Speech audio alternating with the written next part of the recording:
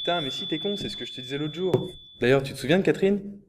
Mais si tu sais, une grande blonde, les yeux bleus, le teint mat. Bah, c'est avec elle que je suis depuis 5 ans. Tu devais pas le savoir. En tout cas, quand je t'ai perdu de vue à la 10e année de fac, j'ai tout arrêté. Rester sur une chaise à rien faire pendant toute une journée, c'était vraiment pas mon truc. Je savais pas quoi faire ni aller pendant un moment. Du coup, j'ai enchaîné les petits boulots. Et c'est là que je me suis rendu compte que c'est vraiment dingue les gens qu'on croise. Ils sont tous fous. Tu sais, j'en ai jamais vraiment parlé à personne, mais Catherine voulait pas avoir enfant au début. Pendant un certain temps, elle m'a jamais dit pourquoi, mais au final, elle m'a avoué que c'était à cause de sa maladie. On en a discuté et je lui ai aussi donné mon avis. Je trouvais ça vraiment bien d'avoir un gosse. Pouvoir lui apprendre ce que j'ai appris de mes erreurs. Lui donner une belle vie.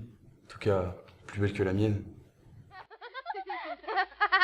Et pour elle, ce que cet enfant pouvait lui apporter. Je lui ai donc parlé d'adoption. On a parlé pendant des semaines et des semaines. Je lui ai expliqué ce que je ressentais et qu'un enfant, je trouvais ça vraiment important. Pas seulement pour moi, mais aussi pour nous.